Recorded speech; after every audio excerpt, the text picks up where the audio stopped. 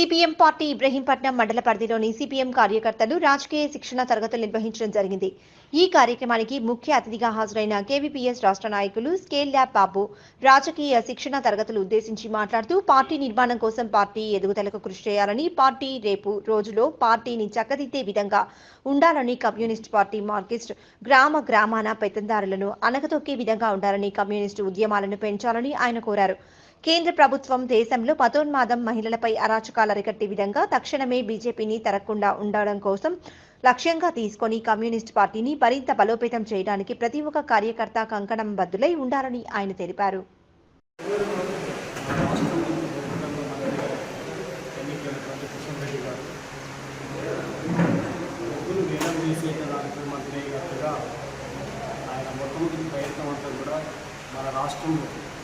మంచిర్యాల జిల్లా శ్రావణపల్లి దగ్గర ఉన్నటువంటి బొగ్గుబావిని వేలం వేయాలని చెప్పేటువంటి ప్రయత్నంలో ఆయనే పనిగట్టుకొని ఒక వేలం పాటదారుడుగా మారింది కిషన్ రెడ్డి గారు. సింగరేణి అనేటువంటిది ఈ రాష్ట్ర సంపద, ప్రజలందరి ఆస్తిని ఒక వ్యక్తికి కట్టబెట్టేటువంటి ప్రయత్నం అనేటువంటిది తెలంగాణ రాష్ట్రానికి ద్రోహం చేసేటువంటి చర్య.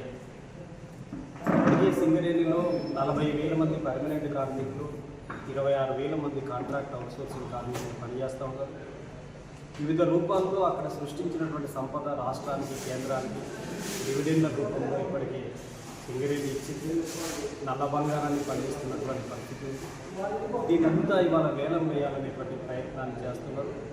రాజకీయాలకు అతీతంగా రాష్ట్ర ముఖ్యమంత్రి రేవంత్ రెడ్డి గారికి సిపిఎం తరఫున చెప్పేది ఏమిటంటే, అఖిలపక్ష సమావేశం ఏర్పాటు చేయాలి, కేంద్రం దగ్గరికి తీసుకెళ్ళండి, మా బొగ్గు జోలికి మీరు రావద్దు, ఈ రాష్ట్ర సంపదను కొల్లగొట్టవద్దు అనేటువంటి పద్ధతుల్లో అఖిలపక్షం తీసుకెళ్లాలనేటువంటిది మొట్టమొదటి విషయం. ఈ రెండో విషయం, ఉత్తరప్రదేశ్ హత్రాస్లో భోలే బాబా పేరు మీద మీరు చూశారు, నేనే దేవుణ్ణి నా దగ్గరికి రండి అని చెప్పి ప్రజలందరినీ పిలిపించుకొని అక్కడ జనం బాగా రావడంతో తొక్కీసలాట జరిగింది. ఆ తొక్కీసలాటలో 120 మంది చనిపోయారు. ఇప్పుడు ఈ చనిపోయిన తర్వాత ఆయన మూఢ విశ్వాసాలు ప్రదర్శింపజేసేటువంటిది కూడా మతం పరమైనటువంటి ఆలోచనలు దాని వెనకాల ఉన్నాయి. భక్తులందరూ కూడా హిందువులే, ఆయన చెప్పే భక్తి ప్రబోధం కూడా హిందుత్వం గురించే చెబుతుంది. మరి హిందువులు 120 మంది చనిపోయినప్పుడు ఆర్ఎస్ఎస్ కానీ బీజేపీ కానీ వీళ్ళు రోడ్ల మీదకి వచ్చి హిందువుల చావు కారణమైనటువంటి భోలే బాబాను అరెస్ట్ చేయాలనేటువంటి ర్యాలీలు ఎందుకు నిర్వహించలేకపోతున్నారు అనేటువంటిది చాలా ముఖ్యమైనటువంటి అంశం. కాబట్టి భోలే బాబా మొత్తం ఆస్తులు ఏమేమైతున్నాయి, 100 కోట్లు సంపాదించారు భక్తుల ద్వారా అనేటువంటిది ఉంది. ఆ ఆస్తులన్నింటినీ అక్కడికి వచ్చినటువంటి భక్తులు అయినటువంటి పేద భక్తులు ఎవరు ఉన్నారో వాళ్ళందరికీ పంపిణీ చేయాల్సిన అవసరం. తర్వాత భోలే బాబాని దేవుళ్ళని ప్రకటించుకొని మూఢత్వాన్ని ప్రబోధిస్తున్నాడు కాబట్టి ఖచ్చితంగా అరెస్ట్ చేయాల్సిన అవసరం. అది ఒక విషయం మీ దృష్టికి తీసుకుంటాం. తర్వాత బీజేపీ సర్కార్ ప్రభుత్వ రంగ సంస్థలన్నింటినీ కూడా ఇప్పటికీ 6 లక్షల కోట్ల రూపాయల విలువైనటువంటి ప్రభుత్వ రంగ సంస్థలన్నింటినీ కూడా ప్రైవేట్ కార్పొరేట్ శక్తులే కట్టబెట్టారు. ఎల్ఐసి, బిఎస్ఎన్ఎల్, పోస్టల్, అలాగే రైల్వే అనేటువంటిది భారతదేశంలో పెద్ద కీలకమైనటువంటి ప్రభుత్వ రంగ సంస్థ. 20 లక్షల మంది ఉద్యోగులు పనిచేస్తున్నటువంటి పెద్ద ప్రభుత్వ రంగ సంస్థ రైల్వే. ఈ రైల్వే స్టేషన్లో ఛాయ్ అమ్మిందని చెప్పినటువంటి ఈ మోడీ గారు మూడోసారి ముఖ్యమంత్రి, మూడోసారి ప్రధాని అయిన తర్వాత దూకుడుగా మళ్ళీ వ్యవహరిస్తున్నటువంటి తీరుంది. ప్రభుత్వ రంగ సంస్థలను అమ్మటం అంటే సామాజిక న్యాయాన్ని సమాధి చేయడం. అంటే రిజర్వేషన్స్ ఉండవు, అంటే ఎస్సీ ఎస్టీ బీసీలకు ఇస్తున్నటువంటి రిజర్వేషన్లు కొలాప్స్ అయిపోయింది. కాబట్టి ప్రభుత్వ రంగాన్ని కాపాడుకోవడం అనేటువంటిది రాజ్యాంగ లక్ష్యాల్లో ఒక ముఖ్యమైనటువంటి అంశం. అది దేశ ప్రజలందరూ గమనంలోకి తీసుకోవాలనేటువంటిది తెలియజేస్తున్నాను. అలాగే ఈ రాష్ట్రంలో రాష్ట్ర ప్రభుత్వం రాష్ట్ర ప్రజలకి చాలా వాగ్దానాలు చేశారు. ఆగస్టులోగా రుణమాఫీ చేస్తా అని చెప్పేసి ప్రకటించారు. దాని మీద ప్రతిపక్షం, అధికార పక్షం సవాలు విసురుకున్న సంగతి మనకు తెలిసింది.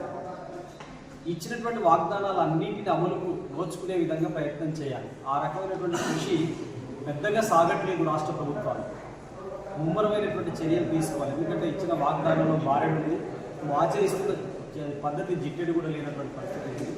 అందుకని రాష్ట్ర ముఖ్యమంత్రి ఇచ్చినటువంటి వాగ్దానాన్ని అమలు చేయాల్సిన అవసరం ఉందని తెలియజేస్తున్నాం. రాష్ట్రంలో విద్యాసంస్థలు ఓపెన్ అయిన తర్వాత ఇప్పుడు ఏం జరుగుతుందంటే, ఫీజుల నియంత్రణ చట్టం అమలులోకి రాకపోవడం, ప్రైవేట్ విద్యాసంస్థలు దందాలకు పాల్పడుతుంది.